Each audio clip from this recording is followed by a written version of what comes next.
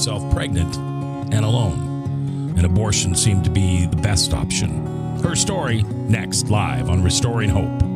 Restoring hope. Open my heart to sing. Taking the darkness inside. Revealing your light. Restoring hope. Open my eyes to see. See the world through different eyes. Revealing your light. Restoring hope. Welcome, 5 minutes after the hour on this, the 28th day of April in the Lord's year 2013. I'm J. Michael McCoy, and this is the Sunday edition of Restoring Hope Live at restoringhopelive.com. My co-host, Dr. Michael Hartwig, in the house. Good morning, Dr. Mike. Good morning. Joe Meintz from St. Gregory's Recovery Centers and Treatment Centers. Joe, good morning. Morning, Matt. And Bob Montserrat, the cat in the hat, watching the chat. Hold on, is it still morning? Well, it is in California. Okay, all right. And there are folks today driving up Highway 66. Ooh, yeah. Looking out over the ocean. Okay. And I was speaking to them. Okay. For Good. those folks in Connecticut, like my parents, no, it's mid-afternoon and it's almost Miller time. So we've got a good show today, and I always put the preference out there that this show will never be crude, and it will never be lewd, and it will never be vulgar. But some of the things we're going to talk about today, if your kids are listening, and I encourage you to have your teenage kids listening, get ready to talk to them about it. We do this program every Sunday because we ask God to use this program to reach out to somebody who needs to hear what we've got to say. It's his words through our mouths. Even Justine's story will be through the Holy Spirit.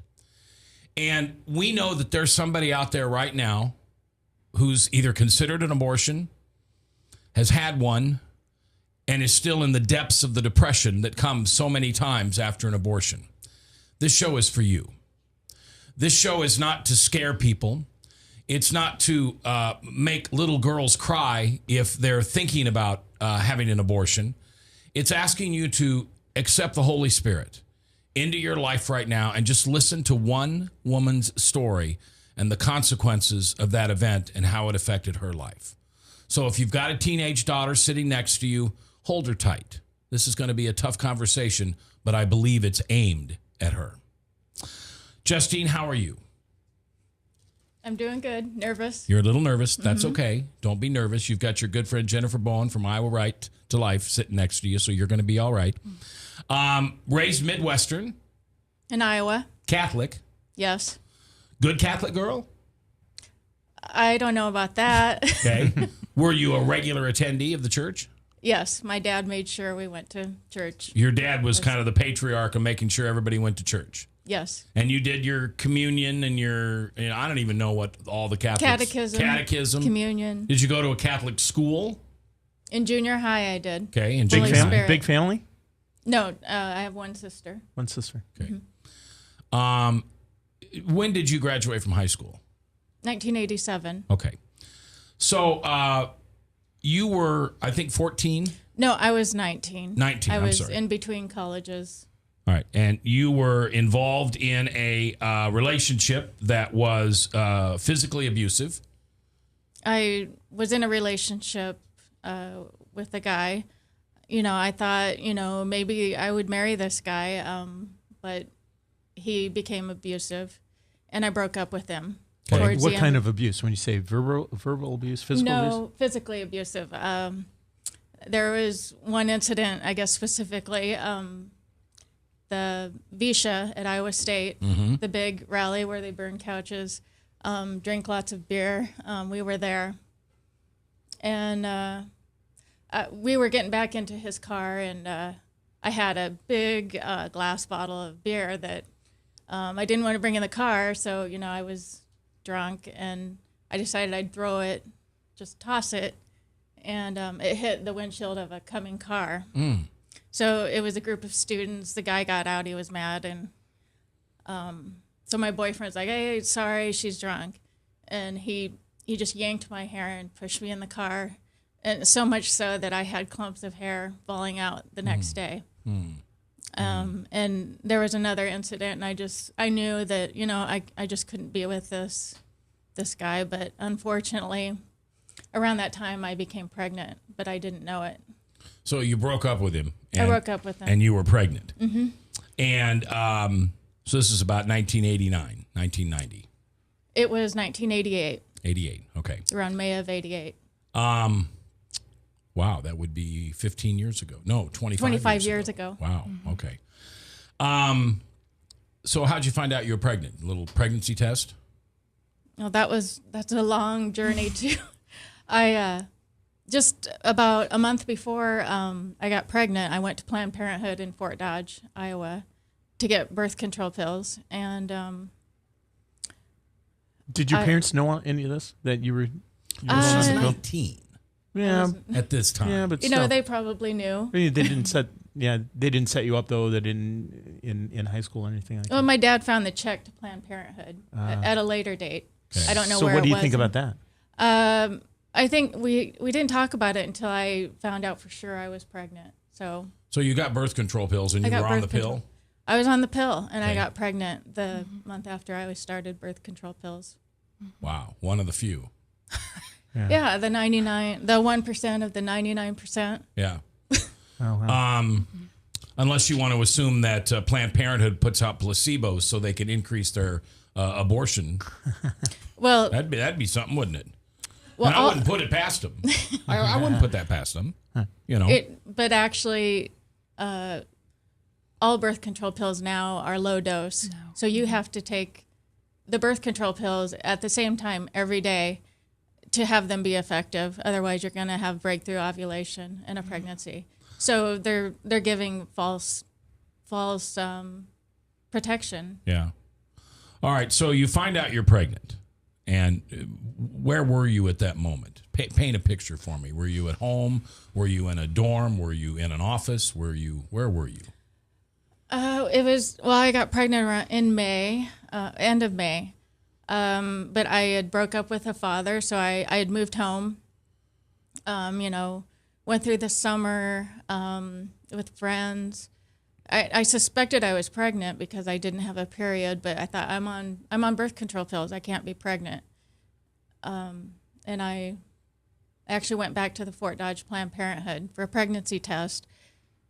And the lady was like, I was probably only 2 weeks late for I would have probably been 6 weeks pregnant, but I didn't know gestational weeks or how any of that worked, especially being on the pill. She just acted like, why are you in here? And I did a urine pregnancy test, and she said it was negative. So I went on the rest of the summer. I have a negative test. I'm, on birth control pills. Actually, towards the end of August, I was actually in a new relationship.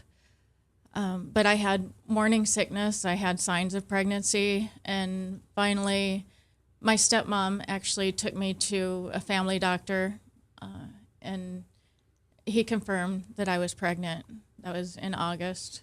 And how far along were you?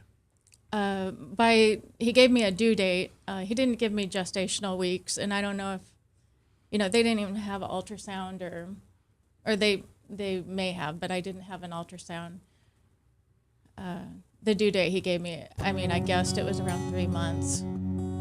So you were about 12 already weeks pregnant. Yeah. Probably 12 weeks then. Okay. So she finds out she's 12 weeks pregnant, and she's not with the father of the child. She doesn't want to be with the father of the child. Good little Catholic girl. Makes it even worse. What's she going to do? Well, she's not going to make the right choice. How she made the wrong choice and what it did to her life, and then how God restored her life, is coming up. I'm J. Michael McCoy. This is RestoringHopeLive.com on the XM Sirius Radio Network, KTIA Iowa, in Columbus, Ohio, and all across the web, powered by WebcastOneLive.com.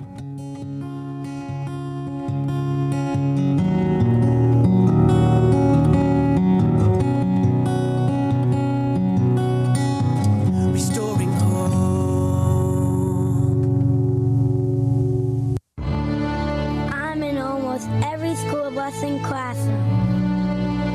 to school with your children?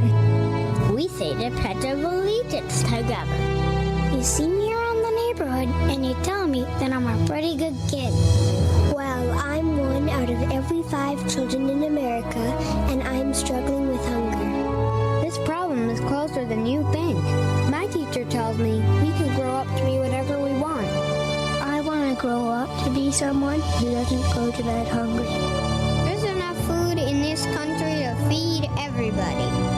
Please visit feedingamerica.org today and find your local food bank for ways to help. Every dollar you donate helps provide 8 meals for kids like me, quietly struggling with hunger. Together, we are Feeding America, brought to you by Feeding America and the Ad Council. Every day I wake up at 5 to give Dad his medicine. Every day I wake up at 5 to give Dad his medicine. At 6 I make his breakfast. Every day I wake up at 5 to give Dad his medicine. At 6 I make his breakfast. At 7 I shower. Every day I wake up. For those caring for a loved one, we hear you. That's why AARP created a community to help us better care for ourselves and the ones we love. Visit aarp.org/caregiving. Brought to you by AARP and the Ad Council. The traditional light bulb, a groundbreaking invention in 1879. It's time we switch to longer-lasting Energy Star light bulbs. They're more efficient than the old bulbs, like a text message is more efficient than a carrier pigeon. And they cut down on our energy costs. Because in our own groundbreaking age, we deserve a light bulb that saves us some cash. Saving energy saves you money. Learn more at EnergySavers.gov. Brought to you by the U.S. Department of Energy and the Ad Council. It's the 28th day of April, and one of our co-hosts today is Joe Mines, who's with St. Gregory's Retreat Centers. Go ahead. It's always nice to have Joe around because almost every situation somehow can relate to what you guys do at St. Gregory's. That's right. In hearing this testimony, what we see all the time is we treat substance abuse disorders, and everybody always finds themselves in some periods of life really kind of taking a look at this issue of how did I get here? What led to this? How did this happen to me? And there's so much confusion and so much angst and anxiety there. It's really overwhelming. And I think one of the things that we're going to find out in this show is when you have the Holy Spirit in your life and when you're really relying on something bigger than you, that 10,000-foot view, a lot of things start to come into focus. And that's really what we do at St. Gregory Centers is help people to understand how do you get that perspective on your life?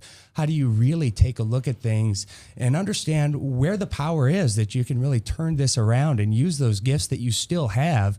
Just because bad things happen in life and there's damage does not ever mean that the rest of your life is discounted. There's so much blessing that can come from difficulty in life. And I thank you for really taking the forefront and helping in your issues.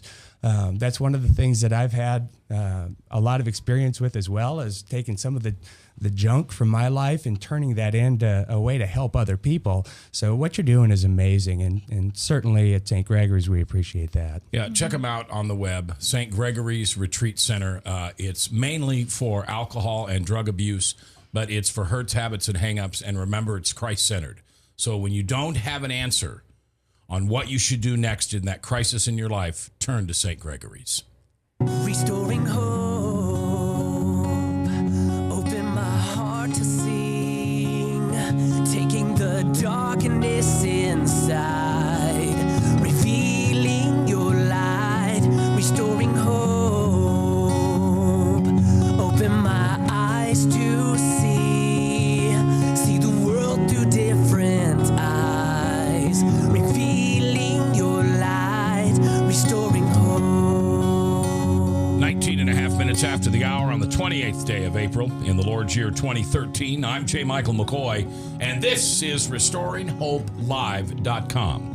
If you know someone who is struggling with hurts, habits, and hangups, and they have a story to tell, a story about restoration of their own lives, a story of surviving the human life, only to find that you're a spiritual being, not a human being.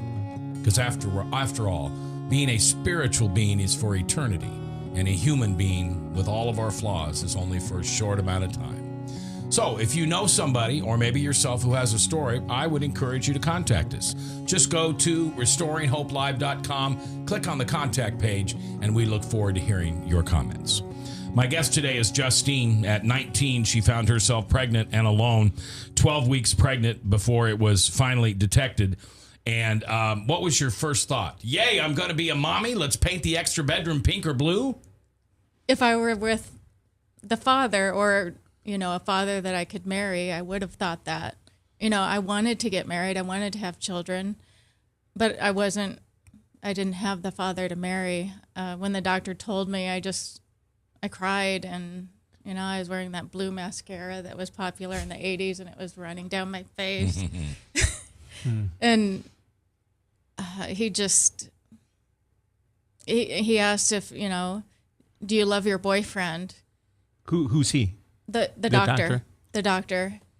And that was embarrassing because I was already in a new relationship. I didn't have time to explain the details.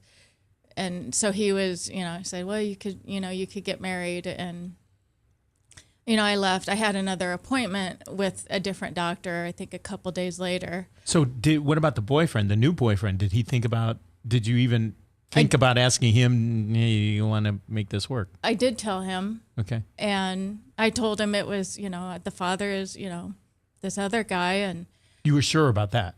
I was pretty sure. I guess there could be a question. I knew in my heart it was. Did he challenge you, the new boyfriend? Did he challenge you to say, hey, wait a minute? Or did he just say, no, it's his? And no, I actually... He said that he would stick by my side, and I had decided on adoption. This second doctor I went to, he pulled out his desk drawer, and he had pictures of couples who had sent their pictures. They wanted to adopt a newborn baby, and that really convinced me. I'm visual. I'm an artist. Just seeing those couples who want a baby, I thought, I'll place my baby for adoption. All right, so you're a good Catholic girl. You've got the support of your family. You tell them you're pregnant, and you decide you're going to put the baby up for adoption. Right. What happened? Because that's not the story we're telling today. No, several things happened. Well, the new boyfriend said, he would support me. He'd stick by my side, and you believed him? Yeah, I did. Yeah, okay. I mean. But I moved back to Des Moines. I was going to go to DMAC, to the community college, where I was going to Fort Dodge, the community college there. And what were you studying, by the way? I didn't know. You just I was just, okay. yeah. Okay. Just bouncing around. And I'd lost contact with the father of the baby. And I thought I had to tell him, that I was pregnant, and I wanted to place the baby for adoption. So I'd heard he started going to Iowa State, and, before cell phones and Facebook, I didn't know how to contact him, and I knew he joined a fraternity, and I just remember walking with a friend up and down Lincoln Way of Iowa State, like looking for this father of my child. You didn't know his name? I did know his name. Oh, but you can. But I didn't know how to contact him. Okay. There's no cell phones. Right. I didn't. Okay. I didn't know the fraternity. Okay. I don't know. Okay. And well, I did find him and told him I was pregnant, and of course he questioned whether it was his, and then said, well, maybe we should get married, and I knew we couldn't do that, and then said, he didn't want me to give my baby up for adoption because he never knew his father, and he wasn't going to allow his baby to never know his father. So, I didn't know what to do at that point. But I was sitting in my apartment with a friend, and I was talking with my dad on the phone. I said something about I want to switch to a doctor in Des Moines, and we just kind of got into an argument, and I had the friend standing right there, as she had had an abortion. Actually, I think she'd had 2 abortions by that time, she opened the yellow pages to Planned Parenthood. And I didn't even know that Des Moines Planned Parenthood was the one that did abortions. You know, that's just where I got birth control pills at the Fort Dodge one. And I thought, okay, I'll call them and, you know, just get some information on abortion. I had no idea what it was, what the procedure was. And when I called, it was like an operator, and she asked how far along I was. And I said, about 3 months, I guess. And she said, well, you need to come in right away. You need to come in tomorrow morning, and told me to bring $200 cash. And so I thought, Why cash? They don't trust accept cash only. Personal checks bounce. Oh, yeah. You can pay by credit card now, but there is like a 5% fee or something. It sounds so. You gotta have cash. Yeah, Cash. back alley. Yeah, back alley stuff. It's Yeah. Okay. So then you went down to Planned Parenthood the next day, the next morning. and I didn't know where I was going to get the cash. I wasn't going to tell my dad or anyone that I was even going to do this. So I returned my textbooks to get the $200. now your family was supportive of you giving the baby up for adoption. I don't know. I think so. That we didn't really talk about it. Okay.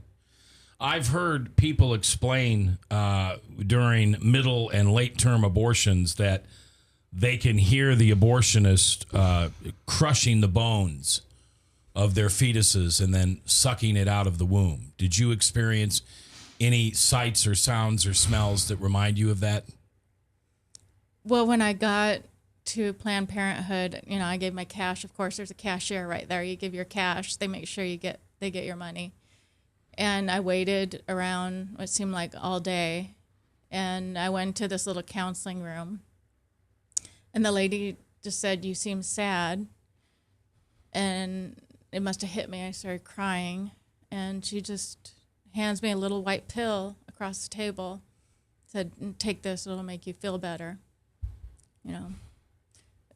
Talking about addiction, like, here, this little pill will make you feel better. Was it a narcotic? I didn't know what it was, but it was a Valium, I guess, tranquilizer Valium. Doesn't that have to be done with prescription? She probably there are wasn't. a lot of things that need to be done with prescription. I mean, I don't know how Planned Parenthood is just here, take a pill. Mm-hmm. They're not a doctor. They're not. Okay, go ahead. I'm sure she wasn't a doctor. I don't think if I'm anyone not there. careful, this will turn into a Planned Parenthood. Right. So, which wouldn't be a bad topic for about an hour. But there's doctors that work there. Well, I'm one assuming doctor. one doctor. There was a doctor, yes. Right. Well, and he probably got his doctor's license from J.C. Penney because he certainly didn't deserve it. Wow. Yeah. What's the doctor's code? Right. Do no harm. Right. Okay. Gonna kill a baby. Right. Harm. Right. See, he's trying to get me worked up. I don't know that he has to work too hard. All right. And I'm just telling the truth. I'm just telling it like. Yeah, that's the way it was. There. All right, so you hang on to that thought. We're at the bottom of the hour. You've taken this pill. You're calming down. They're going to take you in a room, and they're going to take your baby. And up to this point, any regret?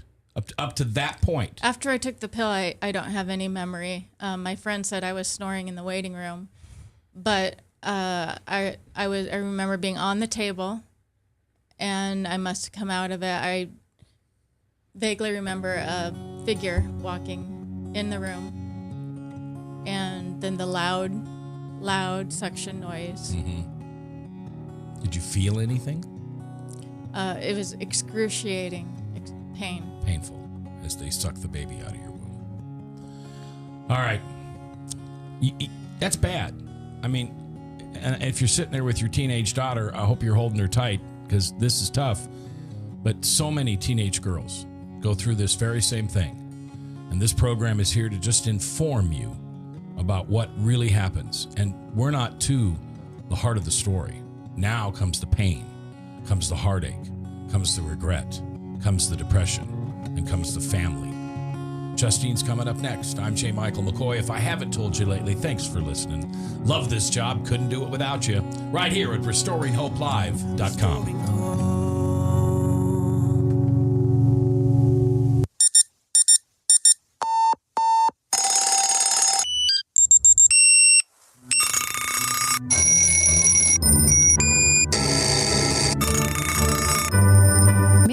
your child is up with the alarm and ready for school each morning, because missing just 18 days, even in middle school, will put their graduation at risk. It's up to you. Learn more at boostup.org. Brought to you by the U.S. Army and the Ad Council. So, Jacqueline. Yes, Mom? I wanted to talk to you about something, and... Oh, wait. Hold on. I just got a text. Oh, there's another one. Wow. Busy me. So, anyway... Oh, wait, Mom. I just got a message. My friends keep commenting on my comment. Oh, there's another one. So many comments on my comment. Oh, I can't wait to watch TV tonight. Playoffs! Hey, guys, check out my new video game. Pew, pew. Wait, Mom, what? What? Hold What'd you say? Wait a second, what? This weekend, unplug. Take your family to the forest. There's nothing in the world like experiencing nature firsthand. Trees, paths, bluebirds, streams. Getting closer to nature can get you closer to your family. To find the forest nearest you, go to discovertheforest.org. Brought to you by the U.S. Forest Service and the Ad Council. So, I'm a dog, and I'm kind of new to this family, but I've noticed a trend. My humans do this thing where they go around and get all my toys and hide them in this basket, but it's always the same basket, and it's always the same place, and then they act so surprised when I find them, but I'm like, hello? That's where you put it last time. Humans are the worst at hide and go seek. A person is the best thing to happen to a shelter pet. Be that person. Adopt. Brought to you by the Ad Council and the ShelterPetProject.org. Today in school, I learned a lot. In chemistry, I learned that no one likes me. In English, I learned that I'm disgusting. And in physics, I learned that I'm a loser. Today in school, in math, I learned that I'm ugly and useless. Trash. And in gym, in biology, I learned that I'm pathetic that I'm fat and a joke. And stupid. In history, today I learned that I'm trash. Today in school, I learned that I have no friends. In biology, in English, I learned that I make people sick. And at lunch, I learned that I sit on my own because I smell. And in chemistry, I learned that no one likes me. In biology, I learned that I'm fat and stupid. In English, and in math, that I make people sick. I learned that I'm trash. The only thing I didn't learn in school today? The only thing I didn't learn today? The only thing I didn't learn? Is why no one ever helps. Kids witness bullying every day. They want to help, but they don't know how. Teach them how to stop bullying and be more than a bystander at stopbullying.gov. A message from the Ad Council. This moment of uncontrollable laughter was made possible by a 32-year-old man with little to no coordination attempting to execute a simple cartwheel. His name is Sergeant Warner, but young James, our laughing friend here, simply calls him Dad. The smallest moments can have the biggest impact on a child's life. Take time to be a dad today. Call 877-4DAD-411 or visit fatherhood.gov. Brought to you by the U.S. Department of Health and Human Services and the Ad Council. The traditional light bulb, a groundbreaking invention in 1879. It's time we switch to longer-lasting Energy Star light bulbs. They're more efficient than the old bulbs, like a text message is more efficient than a carrier pigeon, and they cut down on our energy costs. Because in our own groundbreaking age, we deserve a light bulb that saves us some cash. Saving energy saves you money. Learn more at EnergySavers.gov. Brought to you by the U.S. Department of Energy and the Ad Council.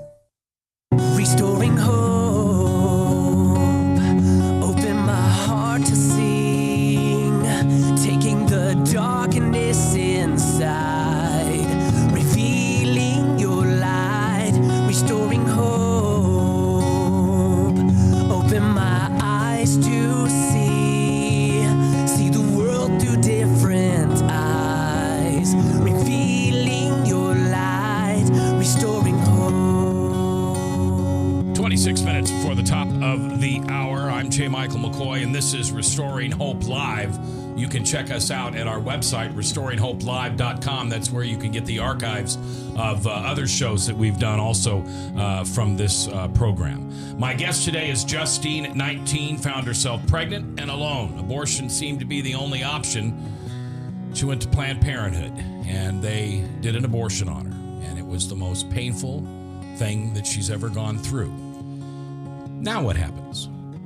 Do you think when you have an abortion, you just walk out of the clinic and everything's fine and the problems are over with? I've never met a young lady who tells me that. What I usually hear is the story that Justine's about to tell you of the pain and anguish and depression that followed. Am I right? I mean, did you just go skipping out of Planned Parenthood going, yay, I'm not pregnant anymore, let's go party?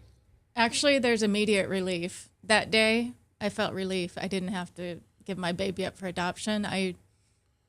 The problem was over. But I had to tell my dad the next day. I thought I'll just tell him I had a miscarriage. Okay. But I can't lie to my dad. I told him that. My dad, who's sitting out there. Yeah. By the way, her father's going to be on with us later on. If it's not in this first hour, it'll be carried over on webcast1live.com. The show will carry over past 1 o'clock for that. Yeah, he's here now. So, All right. So you told him the truth. He said, "Are you sure you had a miscarriage or did you have an abortion?" And I said, "I had an abortion." And he said, "Do you think you can live with yourself?" I said, "Yep." But, I mean, I knew. What could I do then? My baby was already gone. So I was in denial and remained in denial for years until, in depression. I thought, it wasn't really a baby yet. I didn't know really how many weeks along I was. Thought maybe it was just a blob with a heartbeat. How did that affect other relationships, like other The boyfriends? boyfriend? Yeah, the other boyfriends. I told the boyfriend, and that weekend I had to tell my new boyfriend, and he said, I didn't think you were going to have an abortion, and he broke up with me on the spot, dropped me off. And how? So would that be the first consequence? Well, telling That's your father. My father. Father was the first I was consequence. dumped by everybody. Yeah. And then have you tried to have other boyfriends? Obviously, did you try to start dating after that? By God's grace, even though I wasn't walking with God at the time, I met my husband around my baby's due date, shortly after. That same year, I mean, that same next time. year, The next year. February, March of '89. Okay. What was the due date? Actually, it was around my birthday, which is February 22nd, and that's my mom's birthday. So when that day comes around, you sing happy birthday to you, and you sing my happy mom, birthday to your mom. And Rebecca, my daughter, that I aborted. So how do you know? named her Rebecca. Yes. Okay. They told you what it was, the sex? No, Oh, God you did. just- okay. All right. So you're in depression. Are you using drugs, alcohol, anything like that in your life? Actually, not really at that time. I met my husband and we got married pretty quick after that in '90. Did you tell him about the abortion? Yeah, oddly, just a few weeks after we met, he asked if I'd ever had an abortion. You just a random question? Yeah, random question. Why do you think he asked that? I don't know. He grew up in a Christian home. He wasn't really walking with God, I mean, at the time, but he had a background. And I don't know. He just asked, and so it was out there right away. And you told him, and he accepted it. Mm-hmm. He said, "Oh." So how does your life go from 91 to 2011 when you contacted Ms. Bowen at the I Will Right to Life? What happened in that 10 years? You got married. Did you have a baby? We didn't have another child until 5 years after we were married. In that time, I had severe depression, and it was usually in the fall around, I think it was September 1st, that it was the date of my abortion. I found out later. Did the abortion affect your? I don't want to be crude here, but did it affect your sex life with your husband? When I was in depression, yes. I mean, you when you're depressed, you don't want to have a sexual. You don't want whoopee. Yeah. That's why they call it whoopee. They don't call it downy. They call it whoopee. Yeah. So, in this 10 years, you suffer depression. How often do you think about it? And when did you name her? It was 3 or 4 years after my abortion. God really made me take a look at it. And I gave my life to Christ in fall of '91. And, I still had some depressions here and there. And it was '94 when I was, I had a dream actually where I was driving a car and I was going to cross an intersection. There was a family crossing the intersection. There was a little girl who was about 4 or 5. And I was about ready to hit her. But before I hit her, she looked into my eyes before impact, and I just saw her face, her facial features. She had white blonde hair. She looked exactly like the father. And that's how I know it was the father. So that was right after accepting Christ, or along About the same time? 2 or 3 years after accepting Christ. And I'm going to go back to, you said that you were depressed. Well, what does that look like? You moped around, didn't want to do anything? no, or clinical depression, where meaning, I had antidepressants and sought counselors and psychiatrists. So this was not just Suicidal. your moping. Okay, Mhm. okay, so you're suicidal. Yes. Did you ever attempt suicide? No. But you thought about it? Yeah. A lot. Mhm. Okay. And you think it's all because of the abortion? Part of it. I did have depression before the abortion. It So just really it's accelerated this. Mhm. Yeah. All right. In 2011, you made a bold move. You called Ms. Bowen from the Iowa Right to Life because you wanted to share your testimony live in front of the place that you had the abortion. Yes, the That's- Planned Parenthood where I had the abortion. That's gumption, girl. I mean, that takes some cojones. Yeah, Why did you want to do that? Well, that's where my daughter was killed. That's if you have a child killed in a car accident, there's flowers there on the roadside. It's a memorial. And, Okay. And had you been back to that building before this? I drove by it because it was on the way to my sister's place. And the thing about when you have an abortion, as a woman, I would have to stop at that stop sign before they made the overpass or whatever. And I just have physical reaction. It was just so hard just to even drive by that building. So you called Ms. Bowen, Mhm. and what did you think when she called you and asked to get help from Iowa Right to Life? My immediate thought was, okay, she wants to put together a press conference in 5 or 6 days, and we haven't met yet. But there was the Spirit that was just compelling me. The Holy Spirit was compelling me that I needed to help her. And she was very clear that she wanted it to be very small. We didn't know each other. She's living in Lincoln, Nebraska now. She wanted it to be just a couple of media who I knew and trusted. And I felt, when I met her just a couple days later, honored to be part of her journey and part of her healing. And so what was very interesting is I had just met a couple of weeks prior to that, I had met a reporter from World Magazine. And I just sort of threw it out there that, we were having this and would he be available? And so he came, and I think 1 or 2 other reporters, and it was just about a half a dozen of us or so that stood there. And she shared her story.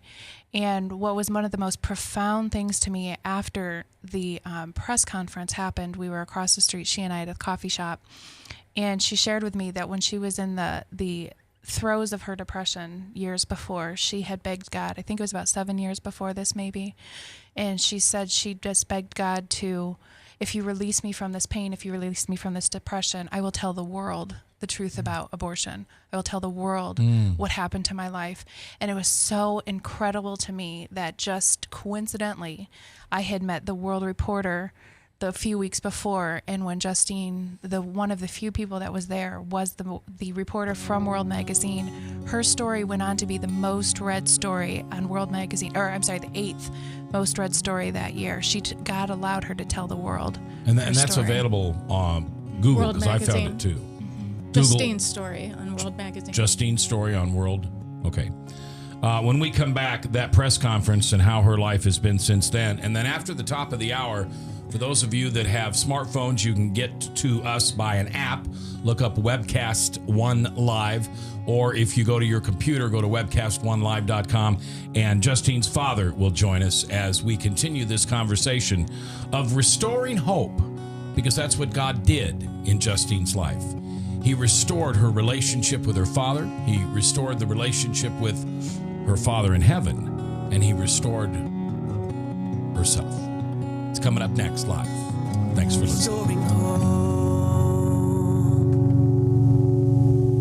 Jill, why don't you tell the class what you did this weekend? Well, my dad and I went in search of some magical minnows and found a gazillion of them in the stream from our lookout rock. Then my sister and I escaped from an evil slug king and went back to my super twig fort for safety. Then we told stories till it got dark, and the Big Dipper led us all the way home. Where were you, Jill? We went to the forest. It's not that far away. Ask your parents to take you and your friends to the forest this week. It's closer than you think. Check out discovertheforest.org. Brought to you by the U.S. Forest Service and the Ad Council.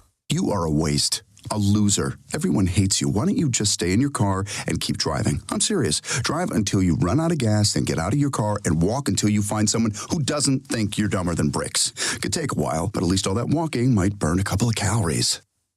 You may not witness bullying like this every day. Your kids do. They want to help, but they don't know how. Visit stopbullying.gov to learn safe, simple ways your child can help stop bullying. Be more than a bystander at stopbullying.gov. A message from the Ad Council. So, I'm a dog, and I'm kind of new to this family, but I've noticed a trend. My humans do this thing where they go around and get all my toys and hide them in this basket, but it's always the same basket, and it's always the same place. And then they act so surprised when I find them, but I'm like, hello? That's where you put it last time. Humans are the worst at hide and go seek. A person is the best thing to happen to a shelter pet. Be that person. Adopt. Brought to you by the Ad Council and the shelterpetproject.org. Every day I wake up at 5 to give Dad his medicine. Every day I wake up at 5 to give Dad his medicine. At 6 I make his breakfast. Every day I wake up at 5 to give Dad his medicine. At 6 I make his breakfast. At 7 I shower. Every day I wake up. For those caring for a loved one, we hear you. That's why AARP created a community to help us better care for ourselves and the ones we love. Visit aarp.org/caregiving. Brought to you by AARP and the Ad Council. This is J. Michael McCoy and Mac. One of the reasons that Restoring Hope Live was developed was out of a passion that Joe Mintz and I have for recovery. Both Joe and I are in recovery. Mine was from alcohol. Yours was from methamphetamine. And we both felt this need to reach out to people in this country through the Spirit of God. This is a God-based, Christian-based show. That through the Spirit of God, we would begin to tell people stories, because it's within those stories is the DNA of our relationship with God. And there's something in my story that somebody needs to hear. I don't know what it is. I don't know who they are. But I always pray before the beginning of a show, God, your words through me. And I want to tell you a little bit about St. Gregory's, because it's changed people's life, especially those affected by drugs and alcohol. That's right. It's being part of shows like this, and again, I can't help but the testimonies that are shared on shows like this, especially, thank you, Justine. It is so impactful for somebody who is dealing with something with so much tragedy in their lives and on their hearts, because when that's the case, you feel like you're just there alone and you're not entirely sure that there is something that can be done about this. There's not a whole lot of restoration in the works. And that's what's exciting about sharing these testimonies about recovery as well, is there's an awful lot that people can be surprised with. Yeah, one of the first things you guys do, which just shocks me, is you take everybody off their medicines, their depression medicines. So if you're a person who thinks you're hooked on depression medicine, St. Gregory's would be great for you. It's a period of time that you stay there. By the way, can I just add, they have great food. But it's 7 weeks? 7 weeks. And, 7 weeks. It's not that somebody's hooked on depression medicines. We're really making an effort to get down to the bottom of who are you, what emotions are really driving your behaviors and the way you perceive your life. And we can't do that if some of those things are numbed and medicated. So we need to get down to the very bottom of what's really occurring here. And then we can honestly approach those issues and really help someone to build themselves up with their own tools and skills. And it's absolutely amazing how much hope there truly is. No matter what, regardless of what life is handing out, regardless of where you end up, regardless of what you've done, what you're guilty of, what you've been through, there is just absolutely no reason why you can't come back from this. And I know we've got some counselors on the phone today. If there's anybody out there that's really looking for what do I do about this, I would encourage you to give them a call. You can reach them at 888-778-5833. They're there to help you kind of work through some of this stuff and really put the pieces in place as far as what does it look like for me to return from this. Yeah, on the Google, St. Gregory's Retreat Center. Okay, let's go back and try to wrap this up with Justine and Jennifer. And then after the top of the hour, we're going to stick around and we're going to talk to Justine and her father. Now, if a caller comes in, we'll be glad to take that call. We do have live interactive calls. I didn't want too many calls today because this is tough on Justine. I mean, it's tough on, I'll be honest with you, it's kind of tough on me. This is the second time I've heard the story. And I don't know. I just love you, and I'm so thankful that you tell your story because you do make a difference. There's a teenage girl listening today. I don't know who she is. I don't know where she is. Maybe someday we'll hear from her. And maybe she accidentally got pregnant. Or maybe she just thought abortion was an easy way out, so what does it matter? I can have free and unconditional sex whenever I want with whoever I want because I can always get an abortion. But we don't know.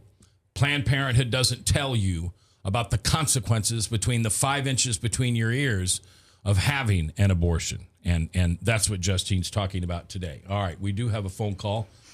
No, we don't have a phone call. Okay, thanks. My great producer, Sean, David, Eric, and Dan today, along with Dennis. We appreciate you running the show for us today. All right, so Jennifer, Justine calls you and says, I want to do a press conference in front of Planned Parenthood was it on the day? It was September 1st. That's the anniversary of my abortion. Okay, and you thought about that every September 1st? Well, I didn't even know the date until when I really thought about it. I mean, you're usually in denial and try not to even remember. And if you missed the show, part of the show a little bit ago, God gave her a dream, a vision that told her it was a blue-eyed, white-haired little girl named Rebecca. And you're positive of that. Yes. That's cool. I like it when God reveals himself to people. Is that unusual? I mean, women who go through abortions like that, do they have those kind of experiences? I mean, do they have those dreams, visions? Well, I don't know that everyone has a dream, but in post-abortion Bible studies, which I've led, they encourage you to name your baby. And most women, God usually reveals to women if they seek it, the sex, and then they name it. Or, I mean, God revealed the name to me. So I have heard some people too having funerals for their baby. I've had a memorial. Had a memorial. That's okay. Cool. Wow. Cool. Now, how does this affect it? Now, have you gone on and had children? Then? Yes, I have 2 children. Okay, and how's that impacted them? And they know about it. Whoa. How? I do believe you've got them speechless. How do you explain? I think this is fascinating. How do you explain? How old are your children? 13 and 16. How old were they when you told them? Maybe around 9 or 10. How and why? Well, I first gave my testimony 10 years ago. It was the 30th anniversary of Roe versus Wade. And my daughter was 7. That's my oldest. And I mean, I didn't tell her then, but it must have been a year or 2 after that. But, just because I was speaking publicly, that, we had to tell them. Okay. And I mean, it's their children. So it's like, of course, they know that abortion's wrong, and they know that they're sisters in heaven. Wow. And that, we'll all meet her someday.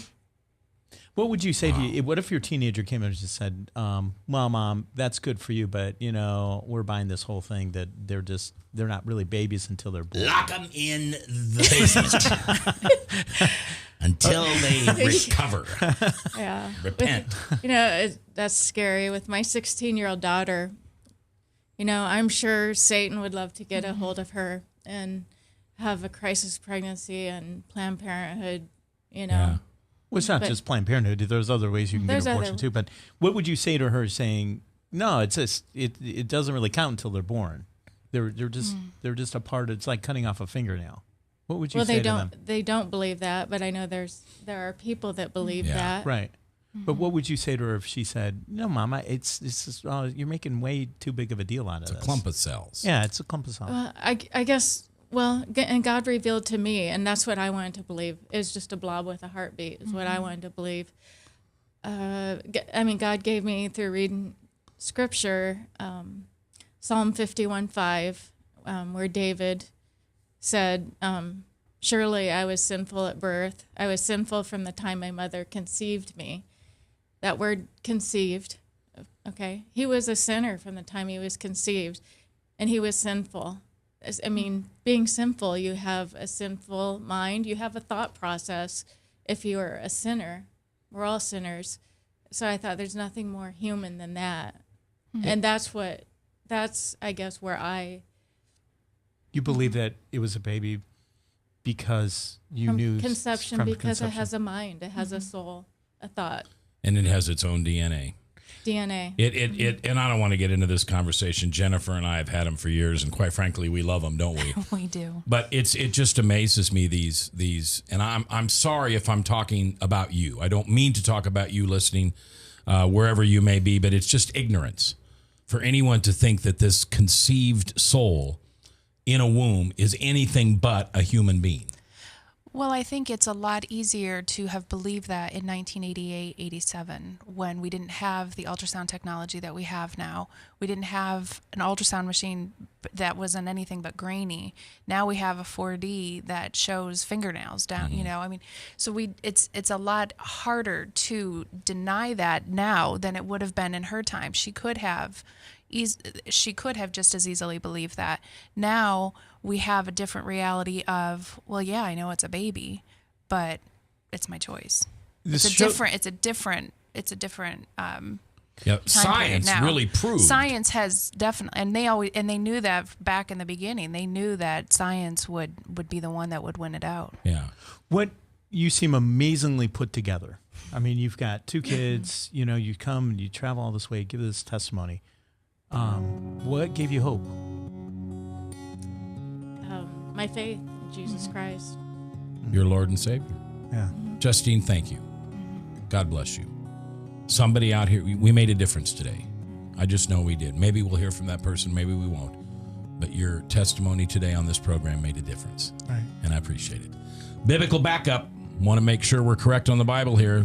We shouldn't kill kids, right? Right Yeah. now. Yeah. Let me read this passage. For you were formed in my inward parts. You knitted me together in my mother's womb. I praise you, for I am fearfully and wonderfully made. And that is? Psalm 139:13.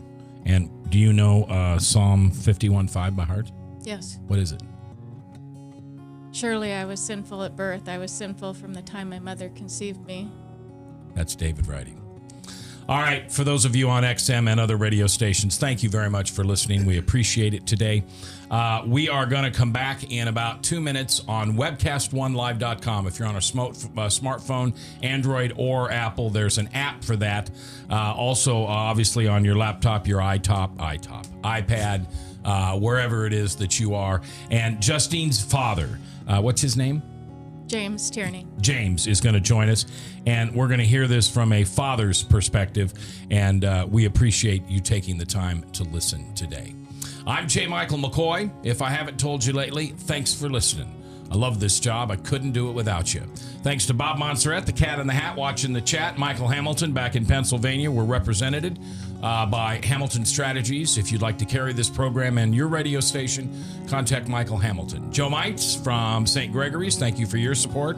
Dr. Mike Hartwig, Eric, and Father Tattoo, and Dennis in the booth, thanks for producing.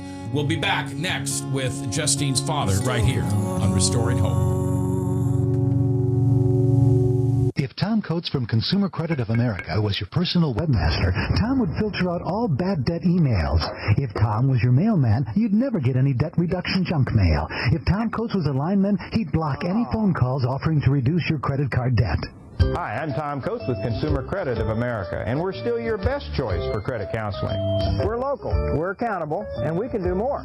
You make the call when the time's right for you. When it comes to competition, there really is none for Consumer Credit of America. This moment of uncontrollable laughter was made possible by a 32-year-old man with little to no coordination attempting to execute a simple cartwheel. His name is Sergeant Warner, but young James, our laughing friend here, simply calls him Dad.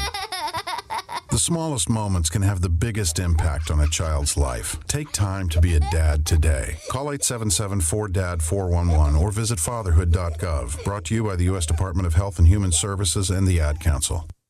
Restoring hope, open my heart to sing, taking the darkness inside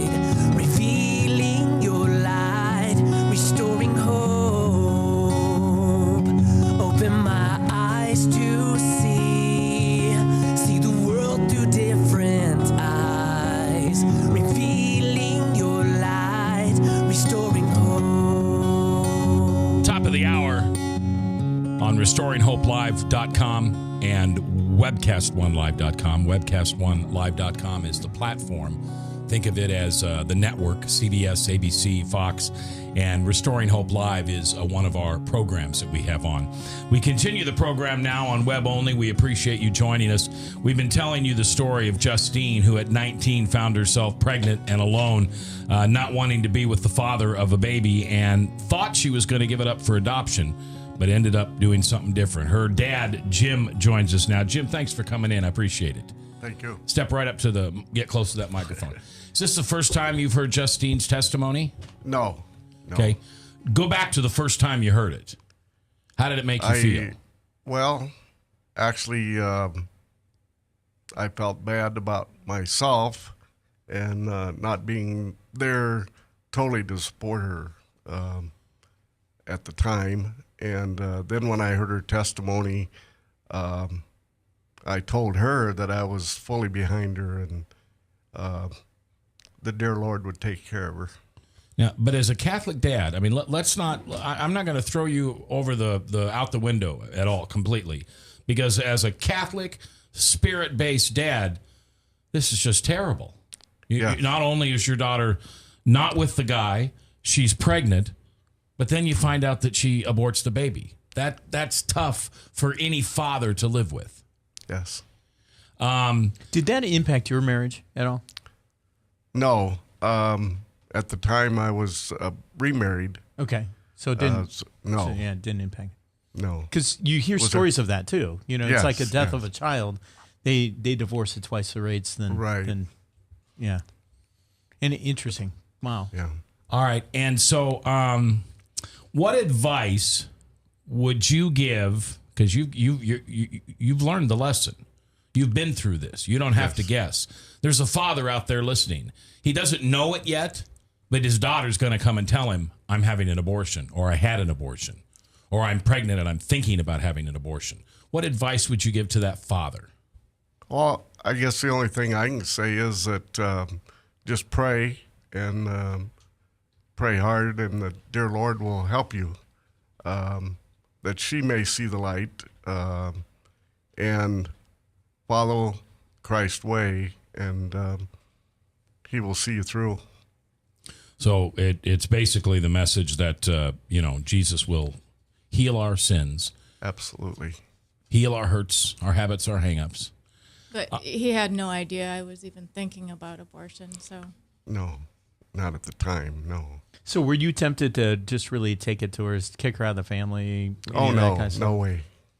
So you embraced her afterwards, after this abortion? I mean, yes. There's no spirit of retribution in your mind? No, I was always behind her. How has this changed your relationship with God? Yeah. Well, I guess after she went into severe depression, I started praying harder because she did have a lot of depression problems, and what did those look like? What did those look like? Those problems look like? Oh, she was in the hospital several times, and because she wouldn't eat. Pardon? Because she wouldn't eat. Because she was. What did she look like? I guess I don't know how to explain it, but I thought it was going to interfere with their marriage and the children, and so I pledged to help them as much as I could. Sure. But it sounds like it made never. Several trips. I'm sorry. Go ahead. I made several trips to Lincoln, where they lived, and tried to help them out, and visited Justine when she was in the mental ward, and so tried to be as helpful as I possibly could. And I prayed daily that God would get back in her life. Good. Well, you mentioned the word mental ward. She was this was not just casual depression. No. This was like, when you go in a mental ward, that's pretty serious. And that all comes back to the abortion. Probably a lot of it, yeah. It certainly didn't help. Yeah, yeah. Joe, St. Gregory's mainly deals with alcohol and drugs, but you must have counselors that come across this type of experience in somebody's lives. And I know this is a big question, but how does St. Gregory's? Okay, so you've got Justine's your patient, and she's in for alcohol. Yeah. And some point down the line, in a 12-step program, we'd call this the fourth step. She reveals that she's got this incredible experience in her life. Yeah. What happens with the counselors of St. Gregory's? How do they approach this differently now? Well, actually, this really kind of points to what is unique about the St. Gregory program and really worldview, frankly, as far as how are we approaching substance abuse in general. We don't much care about the alcohol because we know that the alcohol isn't the point. Mm-hmm. People wind up in circumstances that are that difficult and that deep into something that's taken them that far away from their created purpose because of things. Hold on. I want that term highlighted, neon, and nailed to the top of the building. Created purpose, because that's the core of what you guys do. We all have gifts and value and talent. And when you're in the very depths of despair, that doesn't seem very real to you anymore. And a lot of times, I know that you've mentioned every sin starts with a lie. Yeah, That's essentially where people are when they come into our recovery programs. They're in this circumstance of having bought the lie about who they are and their place in this world. And that's really the issue. We're not dealing with substance abuse. We're dealing with your life. What's going on here? What's really driving this in the first place? And that's really the point. If you're listening to this, did you just get that? I almost wish I could push rewind and play that again. Substance abuse is the consequence of something that's broken inside you. For those of you that have an alcoholic or someone who abuses drugs in your family or a friend, please realize that the substance is not the problem. It's the outcome. It's the consequence. And once family members learn that, it's a lot easier to deal with those hurts, habits, and hangups. That's why I say people are so often amazingly surprised with what they find at the other end. Because when you really are able to start uncovering what's this really all about, that's something that we can help you with. And that's a unique that's something we can heal. That's a unique perspective from St. Gregory's too. I mean, most retreat centers, they don't take that philosophy where they say, "Hey, they're trying to deal with the surface." Right. And yeah, I love that philosophy. Yeah. I think it's right. I think it's spot on. And here's a perfect example of it. Absolutely. I mean, you can make the surface look really lovely and everything's good and everything like that, but the heart of the issue is always going to come up to the top. If we were trying to help you feel better about having an abortion, we would be in for a really long haul. But to get to a point where you clearly have been given some grace and fortitude to be able to confront this issue and do something about it, and maybe have prevented tens of thousands, who knows the impact that you've actually had, that only comes from actually understanding those events and real healing from the inside out. And that's really the point. And those two things are really hand in hand. You're not really going to heal in a fulfilled way until you're able to really confront these issues and do something proactive. And people think that, a lot of times peace isn't necessarily equated with proactivity. And that's not the case. When you have peace with something, that's when you're able to be proactive and do something about it. And that's really when you're able to make those impacts. And it's just a very other-centered thing. So, I mean, and you can see this here incredible too when you tell your story. And you're able to rescue other people who are going through the same. It's a biblical concept that's taken right out of Corinthians, where it says, "Comfort one another with the comfort you've been comforted with." And if you quit telling your story, I have a feeling you're going to go back into depression to some level of degree. But I mean, it's great for me to see that you're telling your story and really, really helping other people too. It's just phenomenal. Have you had the experience of having someone who's heard your story, or someone told your story to somebody else and then they come to you and they talk to you? I have. I used to work at the Crisis Pregnancy Center in Lincoln, so I've talked to women who've had abortions and who have decided not to have an abortion. I guess one incident, I spoke at Iowa State in I think 03 or 04, and after I spoke with two other women, and student, a guy came up to me and said his girlfriend was going to have an abortion at the same Planned Parenthood clinic where I had mine just that next Friday, and asked if I'd talk to her. And he gave me her number, and I talked to her, and she said, well, it's my choice. We're college students. We're not ready. And, I just prayed for her, and his family was Catholic, and they're very pro-life, and he didn't want her to have an abortion. They just prayed, and they went to the clinic, and she went in, but by the grace of God, she came out crying, but still with the baby, and they... Good. Have you told people Justine's story, Jim, on your own? Oh, yes. Yeah. I have to say that I belong to I went through a Christ Renews These Parish, and we have our testimonies, and I shared that with these men that were in that Christ Renews These Parish Good for you. retreat. And it was very touching to them.